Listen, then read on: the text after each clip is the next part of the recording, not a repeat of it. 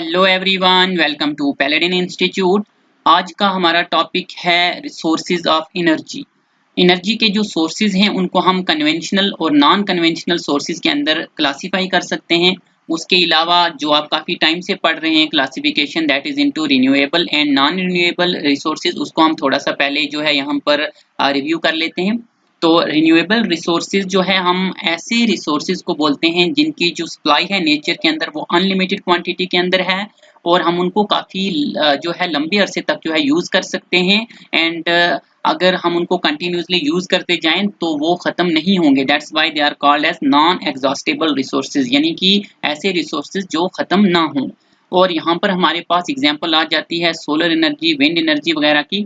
और उसके अलावा अगर हम नॉन रिन्यूएबल रिसोर्सेज की बात करें तो ये ऐसे रिसोर्सेज हैं जो रिन्यू नहीं होंगे और इनकी जो नेचर के अंदर सप्लाई है वो एक लिमिटेड क्वांटिटी के अंदर है। और अगर हम इनको जो है कॉन्स्टेंटली यूज करते जाएंगे तो एक ऐसा टाइम आएगा जब ये जो है खत्म हो जाएंगे। That is why they are also called as exhaustible sources, because ये टाइम के साथ जो है खत्म हो जाएंगे। एग्जॉस्टेबल मीन्स खत्म होने वाले।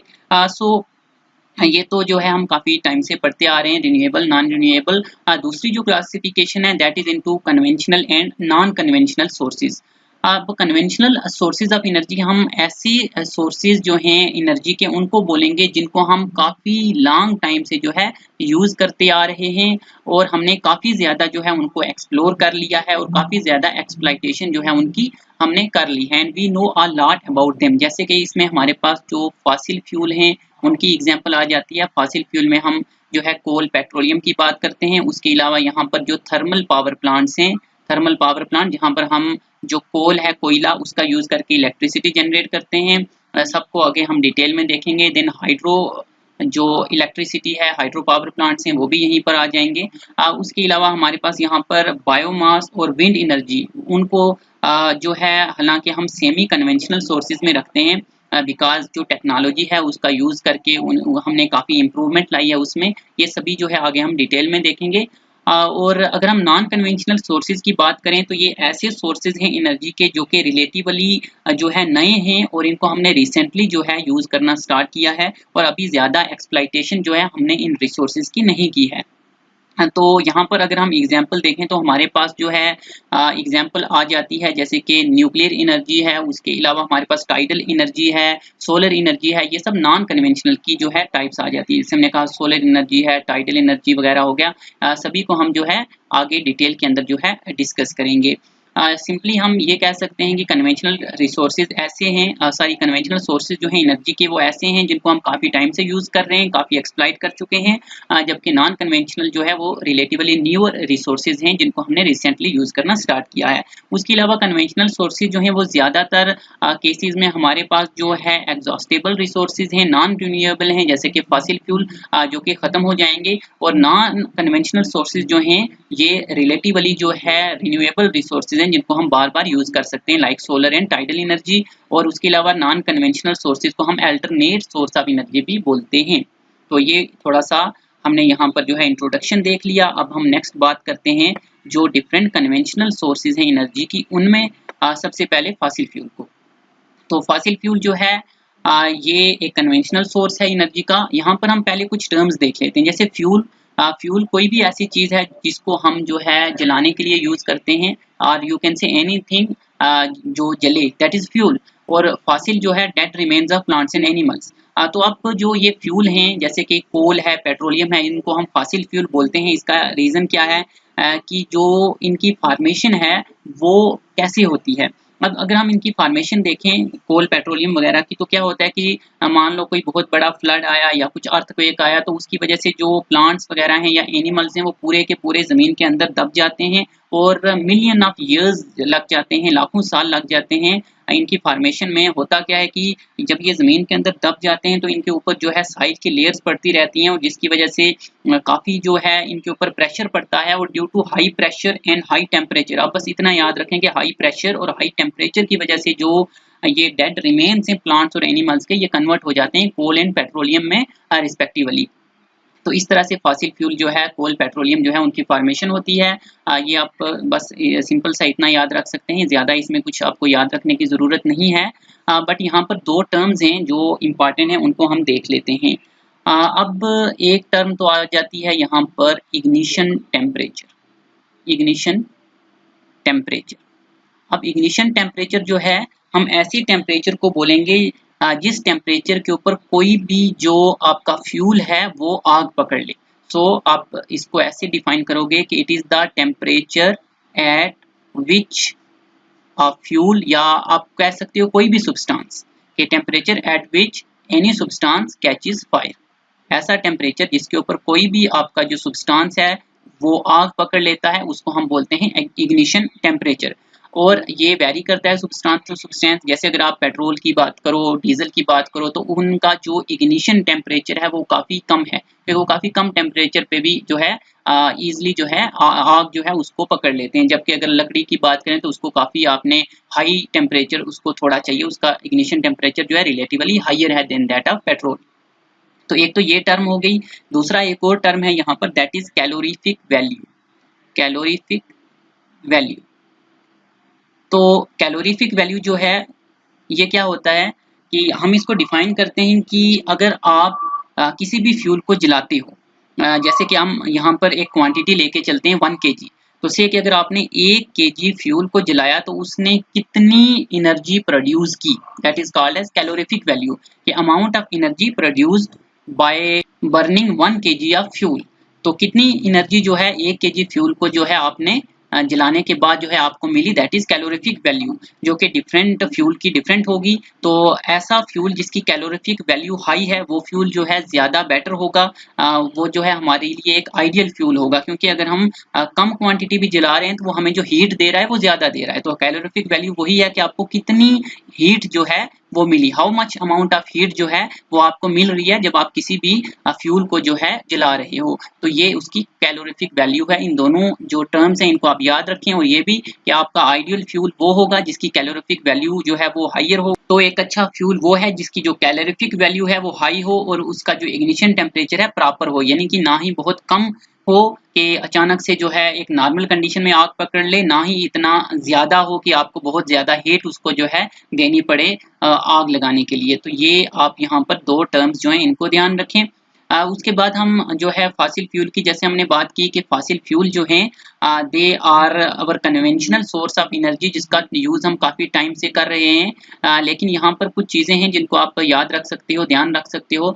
जो ऑलरेडी जो है आप ये जानते ही हो कि जो फॉसिल फ्यूल है उससे क्या होता है कि पॉल्यूशन जो है वो क्रिएट होता है। क्योंकि जब आप कोयला जलाते हो या जो बाकी आपके से पेट्रोलियम प्रोडक्ट्स वगैरह हैं उनको जलाते हो तो बहुत सारा जो स्मोक है वो प्रोड्यूस होता है। उसके अलावा harmful gases like carbon monoxide.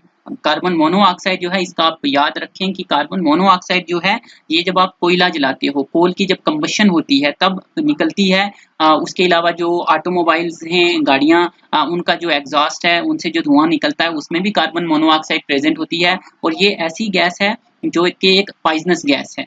उसके अलावा जो है कुछ बाकी गैसेस लाइक नाइट्रोजन के ऑक्साइड्स हैं, सल्फर के ऑक्साइड्स हैं, ये भी रिलीज होते हैं जो कंबशन है फॉसिल फ्यूल का उससे, जिससे जो है एसिड रेन जो है वो भी क्रिएट होता है। ये अलग से टॉपिक है एसिड रेन वगैरह, अगर हमने इनको डिस्कस किया हम अलग से वहाँ पर इसको डिटेल में देखें। फॉसिल फ्यूल है इसके बारे में ऑलरेडी आप ऑलमोस्ट काफ़ी कुछ जानते हैं। यहाँ पर ये देख लें कि फॉसिल फ्यूल जो है जिसमें कोल, पेट्रोलियम और नेचुरल गैस आ जाती हैं मेनली। और यहाँ पर जो कोल है, तो कोल के भी कुछ डिफरेंट प्रोडक्ट्स हैं, जैसे कि एक होता है कोल तार जो हमें कोल से मिलता है, जिसका यूज़ जो है हम रोड्स जो हैं उनकी सरफेसिंग वगैरह में जो है करते हैं, जैसे लूप वगैरह डालना कह लीजिए। और उसके अलावा कोल गैस जो है वो भी प्रोड्यूस होती है। कोल गैस जो है उसका यूज़ हम जो है इलेक्ट्रिसिटी जनरेट करने के लिए भी करते हैं या बाकी लाइटिंग वगैरह के लिए भी की जाती है। ये 2 जो है कोल से मिलने वाले प्रोडक्ट हैं। उसके लिए उसके अलावा जो पेट्रोलियम है, पेट्रोलियम से भी हमें डिफरेंट प्रोडक्ट्स मिलते हैं, जैसे कि एक जो है बिटुमिन, एक ये प्रोडक्ट है जिसका यूज़ जो है रोड्स की सरफेसिंग के लिए किया जाता है। It is used in surfacing of roads. और उसके अलावा और भी काफ़ी सारे प्रोडक्ट्स पेट्रोलियम से मिलते हैं, लाइक जो वैक्स है कैंडल वगैरह बनाने के लिए यूज़ किया जाता है। उसके अलावा जो जेली है, पेट्रोलियम जेली आपने सुना होगा, वैसलीन वगैरह, ये डिफरेंट जो प्रोडक्ट्स हैं हमें वहाँ से मिलते हैं। तो नेक्स्ट हम जो है अब बात करते हैं थर्मल पावर प्लांट्स की।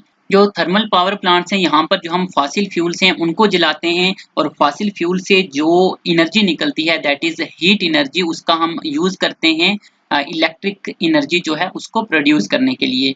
तो यहाँ पर होता क्या है कि हम मेनली जो कोल है, कोयला, उसका यूज करते हैं, और जो कोयला है उसको जलाया जाता है, और उससे क्या होता है कि जो बर्निंग है कोल का, it will heat up the water, पानी जो है वो हीट अप होगा, और पानी जो है उससे क्या बनेगी, स्टीम, जो भाप वगैरह है। तो जो स्टीम जनरेट होगी उसका इस्तेमाल किया जाता है टरबाइन को जो है रोटेट करने के लिए। तो टरबाइन जो है वो इस स्टीम की वजह से जो है रोटेट करेगी, और क्या होगा कि उसको आगे जनरेटर के साथ जो है कनेक्ट किया हुआ है, तो जनरेटर जो है वो क्या करेगा कि इलेक्ट्रिसिटी जो है उसको जनरेट करेगा, प्रोड्यूस करेगा। तो इस तरह से जो है ये थर्मल पावर प्लांट जो है ये वर्क करता है कि पहले जो कोल है उसको हमने एक फर्नेस के अंदर जो है उसको बर्न किया जाता है, और देन हाई प्रेशर जो है स्टीम का वो प्रोड्यूस होता है, जो कि टरबाइन जो है उसको फोर्स करेगा रोटेट करने के लिए, और जैसे कि वो टरबाइन जो है वो रोटेट करेगी तो जनरेटर जो है देन वो अपना काम करेगा, एंड जनरेटर जो है इलेक्ट्रिसिटी जो है उसको जनरेट करेगा। अब जनरेटर कैसे काम करता है ये अलग से टॉपिक है। So next is hydro power plant. तो हाइड्रो पावर प्लांट जो है यहाँ पर हम जो है क्या करते हैं कि जो वाटर है उसका यूज करते हैं इलेक्ट्रिसिटी को जनरेट करने के लिए। जो पानी है उसको हम पहले जो है कहीं स्टोर कर लेते हैं डैम वगैरह बना के, जैसे यहाँ पर जो आप ये देख सकते हैं रिजर्वायर या डैम, यानी वो स्ट्रक्चर जहाँ पर आप पानी को स्टोर करके रखते हो किसी रिवर वगैरह के ऊपर या वाटरफॉल, वहां पर जो है एक डैम जो है उसको कंस्ट्रक्ट किया जाता है जो एक रिजर्वायर की तरह एक्ट करता है। वहां पर पानी को जो है इकट्ठा करके रखा जाता है, तो पानी जो है यहाँ पर जो है स्टोर रखा जाता है, जिसकी वजह से यहाँ पर उसमें पोटेंशियल एनर्जी जो है वो डेवलप होती है। हमने पोटेंशियल और काइनेटिक एनर्जी ऑलरेडी पढ़ा हुआ है, लास्ट वाले जो वीडियो है वहां पर हमने डिस्कस किया था। तो जो पोटेंशियल एनर्जी है पानी की वो यहाँ पर है, और जैसे ही पानी जो है उसको यहाँ पर गेट्स होते हैं वो खोल दिए जाते हैं, तो वो जो पोटेंशियल एनर्जी है वो कन्वर्ट हो जाएगी अब काइनेटिक एनर्जी में। तो पानी जो है काफी हाई स्पीड के साथ जो है फोर्स के साथ जो है आगे मूव करेगा, और आगे जो है टरबाइन लगा हुआ होता है, तो टरबाइन जो है वो वाटर की जो काइनेटिक एनर्जी है उसकी फोर्स से जो है टरबाइन जो है मूव करेगा, जिसको आगे जो है जनरेटर के साथ जो है वो कनेक्ट किया हुआ होता है। तो जो जनरेटर है वो देन कन्वर्ट कर देगा जो ये एनर्जी है उसको इलेक्ट्रिकल एनर्जी के अंदर। तो यानी कि हम ये कहेंगे कि जो पोटेंशियल एनर्जी पानी की थी वो काइनेटिक में हुई, काइनेटिक एनर्जी ने टरबाइन को मूव कराया, तो काइनेटिक एनर्जी यहाँ पर ट्रांसफर हुई, आप कह सकते हो मैकेनिकल एनर्जी के अंदर। तो मैकेनिकल एनर्जी जो है देन उसको जो है कन्वर्ट कर दिया जाएगा इलेक्ट्रिकल एनर्जी में थ्रू दिस जनरेटर।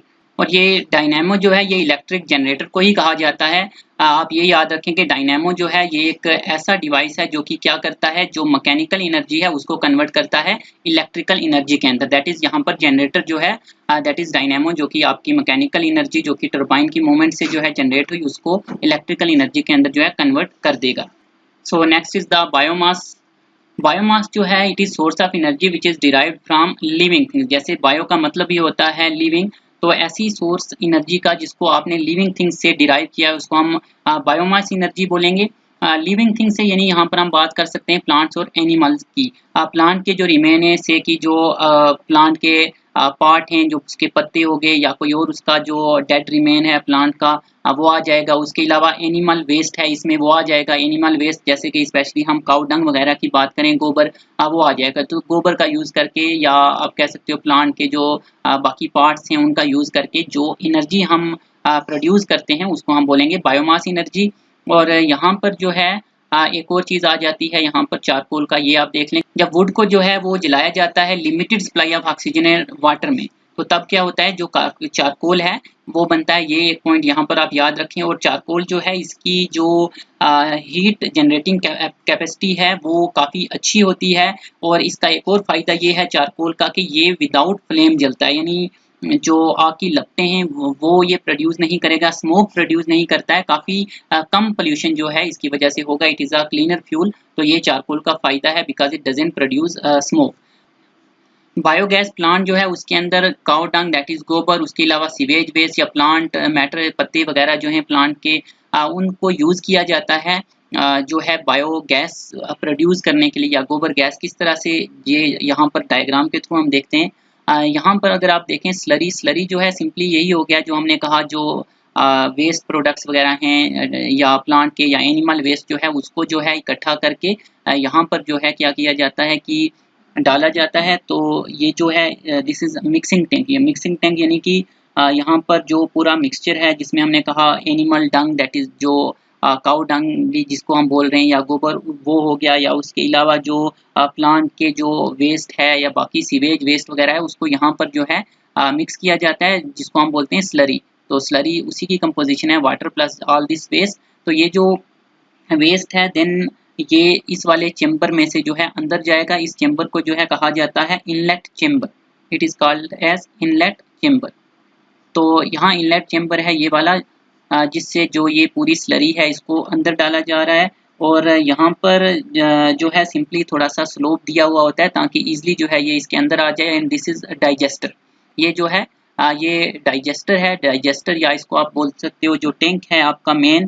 तो जो ये डाइजेस्टर है या जिसको डाइजेस्टर टैंक भी बोलते हैं, ये एक पूरा एक सील्ड चेम्बर होता है। यूजली जो ब्रिक्स हैं उनका यूज करके जो है इसको बनाया जाता है, और ये हर तरफ से जो है सील होता है, यानी इसके अंदर कोई भी हवा जो है स्पेशली जो ऑक्सीजन है वो इंटर ना कर पाए, ताकि हमें जो ये डाइजेस्टर टैंक है इसके अंदर एक एनारोबिक कंडीशन मिले।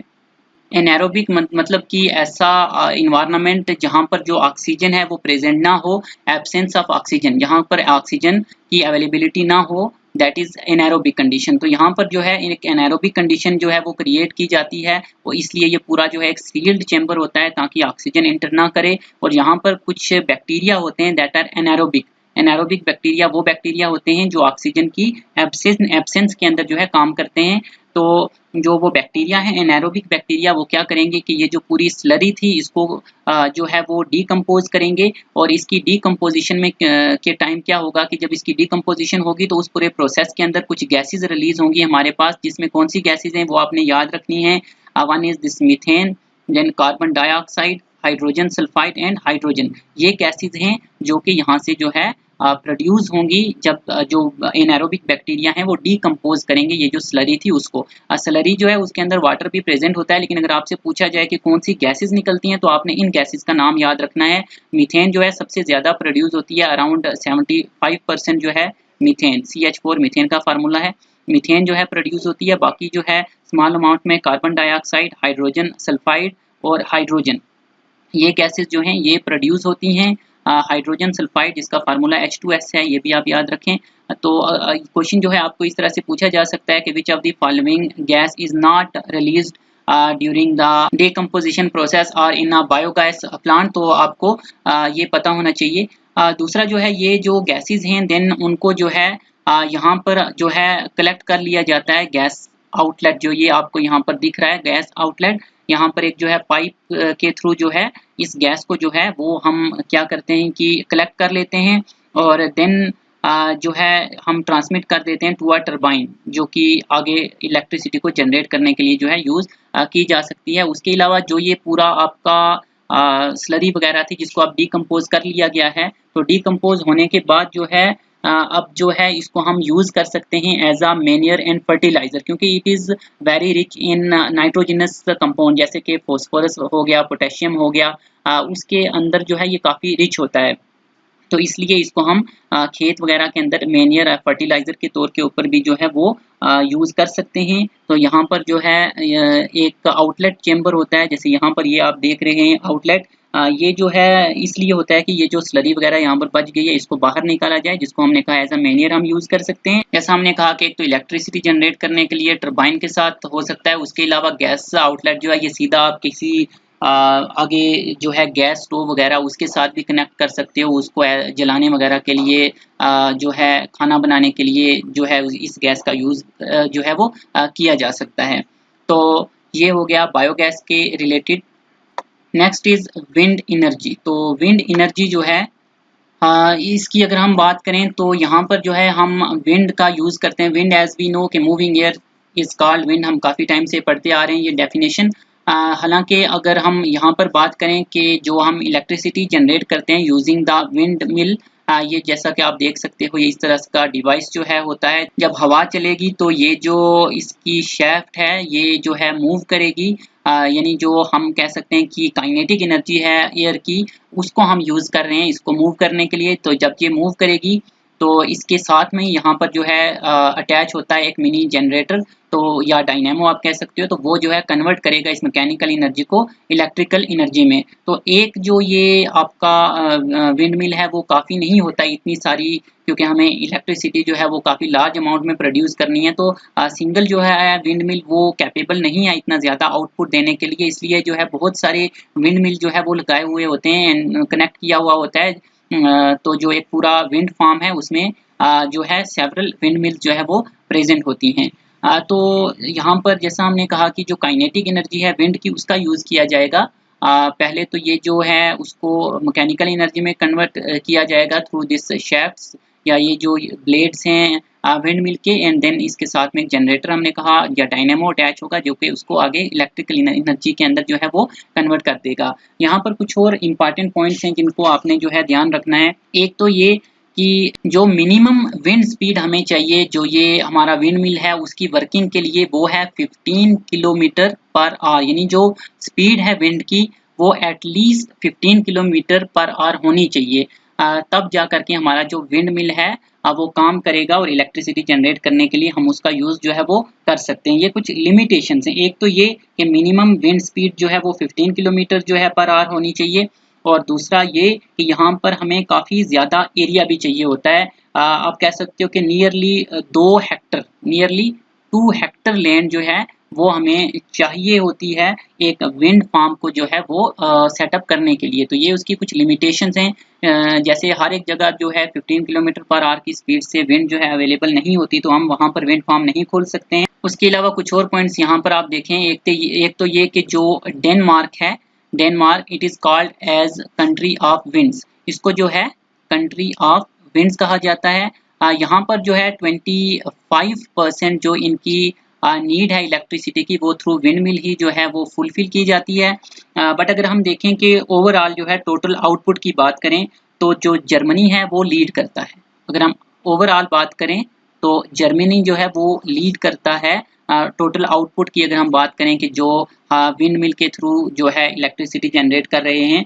और अगर इंडिया की हम बात करें तो इंडिया का रैंक जो है, इंडिया का जो रैंक है वो 5th है टोटल। अगर हम देखें कि विंड एनर्जी को जो हार्नेस करते हैं कंट्रीज, उनमें इंडिया का जो रैंक है वो 5th है। तो ये कुछ पॉइंट्स हैं, इनको भी आप जो है वो याद रख सकते हो। उसके अलावा यहाँ पर एक दो और पॉइंट्स भी हैं, उनको भी हम थोड़ा सा यहाँ पर देख लेते हैं।